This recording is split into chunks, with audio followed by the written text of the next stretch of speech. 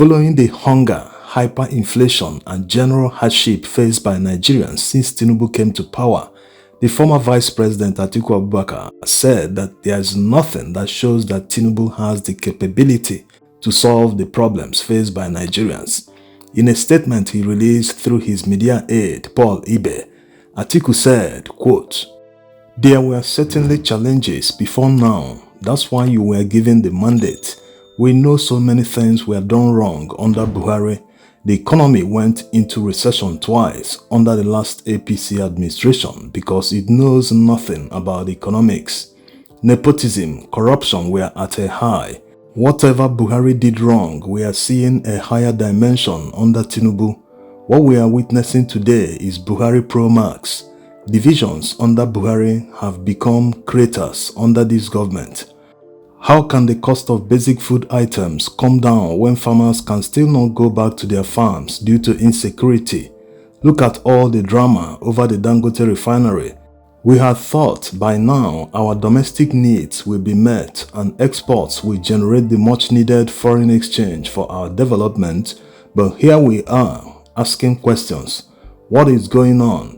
Did this administration enter into any partnership with foreign interests to ruin this investment?" Unquote.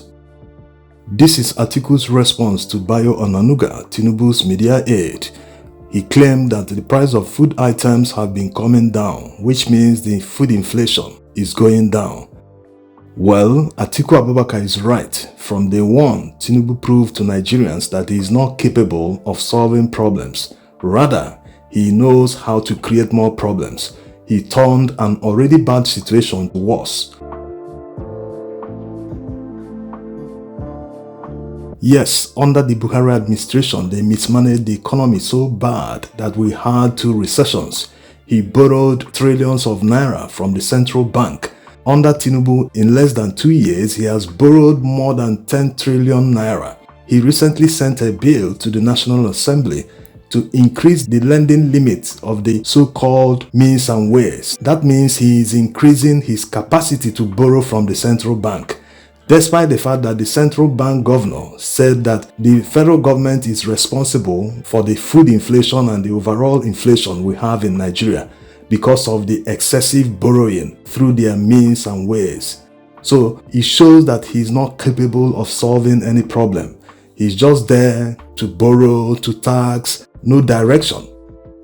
Tinubu also has taken nepotism to a whole new level. When Buhari started on this path when he came to power, the excuse then by his associates was that he was looking for competent people, and he has the prerogative to get the competent people from any ethnicity, despite the fact that it is against federal character. Federal character in Nigeria is like affirmative action in the United States. The federal character law requires the president or any appointing officer to make sure that all the people they are appointing represent the many ethnic groups in Nigeria. You can't just be picking from one ethnicity or from one region. The federal character ensures that the appointments are balanced among the many ethnicities that make up Nigeria. But this man has been appointing people from his own region alone in most sensitive positions. And it is obvious to Nigerians that it is not because of competence that he is appointing these people. In fact, a majority of the people he worked with when he was the Lagos State governor are currently working with him. And look at the way they are managing Nigeria's economy. Look at how high the inflation is. Look at the exchange rate. Even as bad as Buhari mismanaged the economy, his team are still better than what we have now. At least Buhari and his team understood the fact that you do not remove petrol subsidy or increase the price of petrol at the same time you float the naira, which is another word for saying devaluation of the naira.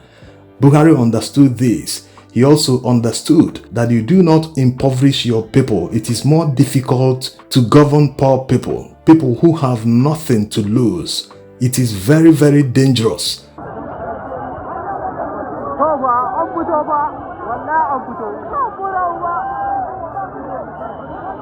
During the nationwide hunger protests, some groups were shouting that they rather die on the streets protesting, even from bullets, than die at home of hunger.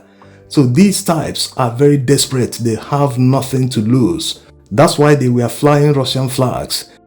All they want is a solution to their immediate problems. They don't care if it leads to chaos or not. They don't care if a foreign power capitalizes to destabilize the country. They simply don't give a damn because they have nothing to lose. How do you make a greater part of your population to have something to lose if there is chaos? It is by creating prosperity. It is by making sure that everyone is a stakeholder, not isolating people, not saying that these particular groups are the only people you will give appointment because it is your turn. It is your prerogative to choose anyone you want. Therefore, you can abuse your powers and concentrate the appointment on a few states in Nigeria as if others are not part of the country. So he is a divisive individual. He cannot unite Nigerians. He only thinks of himself, his interests, and his associates. No country can develop this way. That's why we have chaos everywhere. And the worst part is that when people were protesting that they are hungry, that they need something to eat, that they want price of goods to fall so that it will become affordable like it used to be just a year ago. In January, February last year, most of the food items were very, very affordable. People weren't protesting. People weren't crying like they are crying today.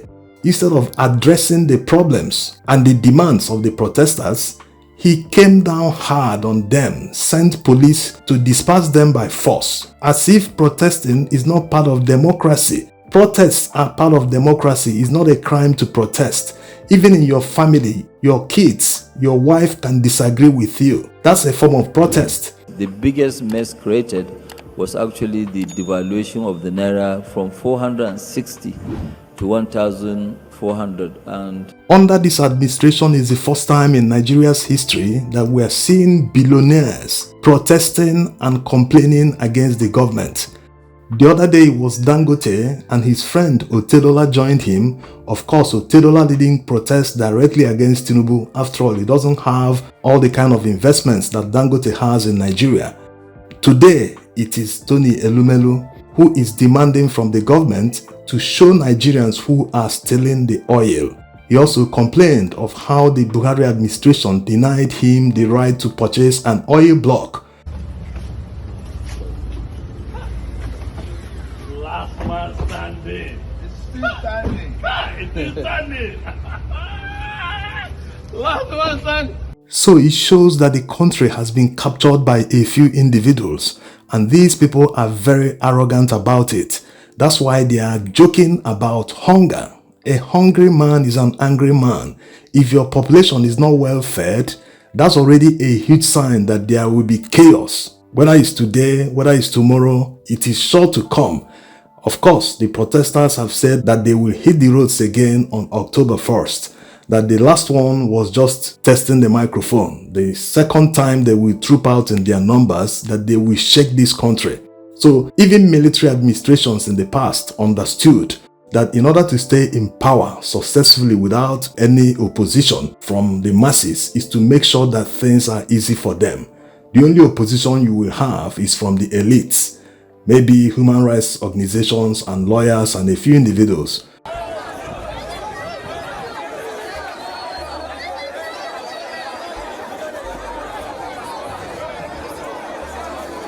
This happened under Abacha when he was trying to transform himself from a military man to a civilian president.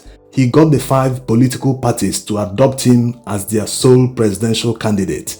People were holding rallies for Abacha, like the youths earnestly yearned for Abacha and other organizations at the time. The major opposition Abacha had at the time was from the elites and some human rights organizations and a few lawyers. Of course, Nigeria was under serious sanctions from the West because of the military rule. So if a military regime understood the advantages of making life easy for the population, how about a civilian regime that should know better?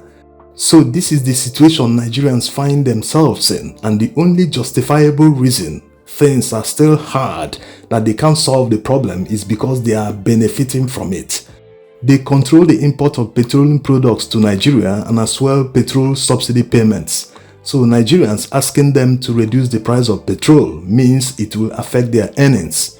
Despite the fact that the crude oil belongs to Nigerians, as well the subsidy payments, but they have hijacked everything. They are now dictating the price, dictating how it will be sold, dictating everything. To the extent that the $20 billion Dangote refinery is being demarketed and denied crude oil supply. Their interest comes first before the national interests. So this is the summary of why there is serious hardship in Nigeria right now, until Nigerians break the monopoly. The few people that have captured everything in Nigeria will continue complaining and protesting. Maybe election wouldn't even be able to solve the problem, because many are quick to say, wait till 2027, wait till this, wait till that. It's because you people lost the election, it's because you did that and did what. They have captured virtually everything. INEC, the courts, police, everything have been captured. So elections might not be able to solve the problem, but time will tell. Thanks for watching.